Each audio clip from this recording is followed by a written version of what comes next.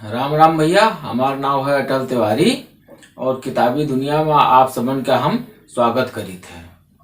भैया सब जने जानते हो इस समय बहुत बड़ी विपदा है आई, पूरी दुनिया चपेट में आई। अरे वह है कोरोना। कोरोना नामक वायरस पूरी दुनिया का चपेट में ले ली से। भारत उससे अछूता नहीं है। भारत तो उससे बहुत प्रभावित हो गया है। हजारन आदमी जो है बीमारी के चपेट में आए हुआ है। 21 दिन का लॉकडाउन घोषित हुआ रहा है पहले जी के, जो है फिर जो है 15 दिन बढ़ गए हैं और अभी कत्ते दिन बढ़ी हैं, कभी पर रोक लग पाई वो तो सब जने जानते हो। सरकार अपने स्तर पर प्रयास कर रही है बीमारी से निपटने के लिए, बीमारी से लोगों का बचाव के लिए। लेकिन ये इस संकट में, यहाँ लॉकडाउन में, यहाँ जो सबसे ज्यादा परेशानी जो उठा रहा, वैसे तो पूरा हिंदुस्तान परेशानी उठा रहा है, सब तबका उठा रहा है, लेकिन सबसे ज्यादा कोई परेशान है तो वो मजदूर वर्ग है, किसान वर्ग है। वहाँ सबसे ज्यादा मजदूर वर्ग है जो असंगठित क्षेत्र का है।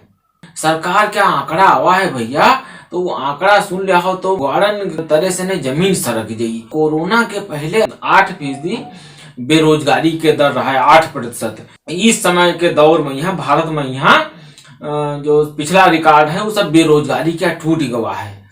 और लेकिन अब वो जो है आंकड़ा, सीएमआई का आंकड़ा आवा है, जो भारत सरकार की एक संस्था है, वह भारतीय अर्थव्यवस्था पर नजर रखे थे, उसकी जांच पड़ताल करे थे। तो वो कहीं से बताई से कि वो 8% का आंकड़ा 23% पर पहुंच गया है।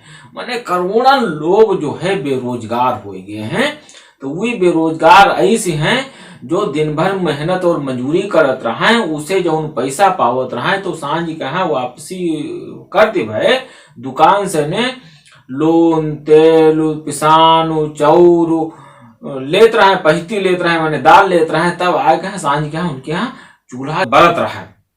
तो अब वही वर्ग के सामने एक बड़ा संकट खड़ा हो गया है कि कैसे भैया उनका भूख से ने बचावा जाए। सरकार अपने स्तर पर घोषणाएं की से उनका राशन पानी दे के जत्ता मिलत रहा है, 5 किलो से ज्यादा 10 किलो मिले लगी, कुछ उनका पैसों के घोषणा है। लेकिन वह भैया कब पहुंची कब ना पहुंची, सरकारी सुविधा अपन व्यवस्था अपने हिसाब से चलत है। लेकिन अब इमा जो सबसे बड़ी चिंताजनक बात है कि भूखन से मरे के घटनाएं आए हो लगी हैं। और यह भैया सबके लिए बड़ी शर्मनाक बात है, हिंदुस्तानों के लिए बड़ी शर्मनाक बात है कि जी देश यहाँ के खेती किसानी का देश कहा जाता है। हालांकि वह बहुत बुरे दौर से पहले गुजर रही है, लेकिन खेती किसानी में अन्न तो पैदा होते हैं, सरकार के गोदामों भरे हुए हैं। तो भैया हम तुम्हार सबकी जिम्मेदारी बन जाते हैं। हम भैया तुमका सबका तनी पाछे ले चल, आज के समय के तनी पाछे।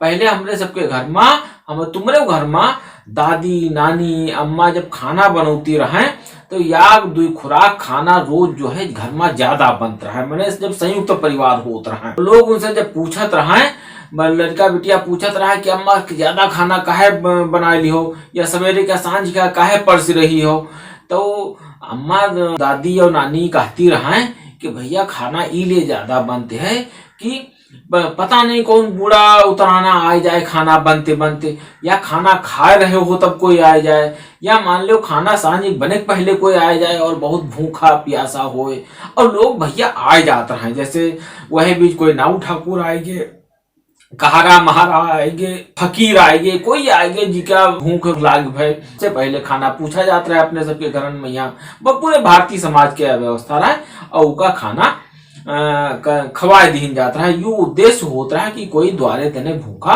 न जाइयो, अगर वो जाई तो बदुआ दे, मैंने पाप लागी।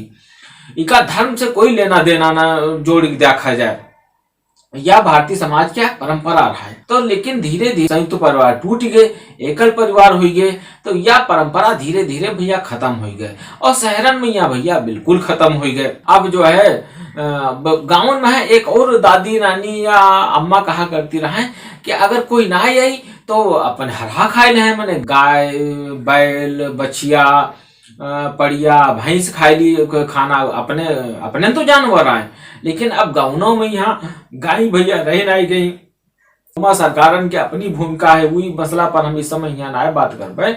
लेकिन अब सवाल यो है कि अब जो है ये लॉकडाउन में यहाँ या कोरोना महामारी में यहाँ जो जो परिवार जो है जिनके खाने का संकट खड़ा हो गया है, उनके लिए हमार सबकी जिम्मेदारी बनते है। सरकार अपने स्तर पर प्रयास कर रही है, स्वयं सेवी जो संस्थाएं काम करती हैं जगह जगह, वो अपने स्तर पर खाना बांट रही, सब धर्मन के लोग अपने अपने स्तर पर काम कर रहे हैं। लेकिन हम भैया सब जने जहां रहित होए उके आस पास गली मोहल्लन में यहाँ यू देखत रही कि कोई भूखा न सो जाए। 2-3 दिन में कईयों खबरें हिंदुस्तान के अलग अलग कोने से आई हैं कि महिला जो है 3 बच्चन के साथ जूझ रही, कोई जो है दवा खाए मरी गवा क्योंकि उनके घर में खाए के संकट न रहा है।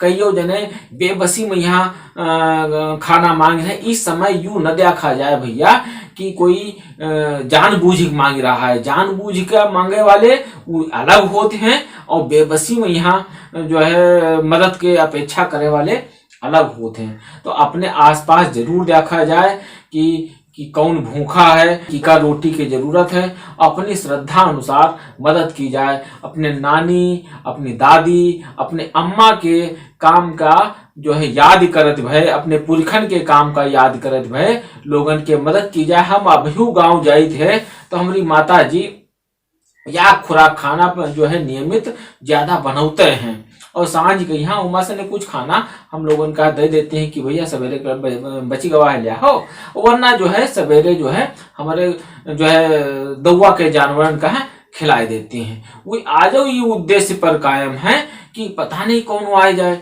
पता नहीं कौन भूखा हो। तो भैया अपने पुरखन के बात का जो है याद करत भय या खुराक खाना रोज अपने किसी जरूरतमंद लोगन का तक पहुंचाओ और जो है एक दूसरे के मदद करो। अगर सब लोग इस दिशा में सोच रहे हो और तो ये हिंदुस्तान में लोग भूखन से ना मरे पे हैं। शहरन के लोगन से या खास दरखास्त है कि भैया अपने आसपास देखो और कोई भूखा न सोए पावे। अगर कोई भूखा सोए गवा और तुम जो है खाए पिए अघाने सोवत हो तो यू समाज के लिए कलंक है। तो यू समाज के लिए कलंक हमका न ढोवे पड़े, हमका समाज का लेकर चले पड़े। ये बात का ध्यान रखा जाए। मैंने किसी का कोई क्या हाथ न छुओ लेकिन कोई क्या साथ न छोड़ो, ये बात का गांठ बांध लो।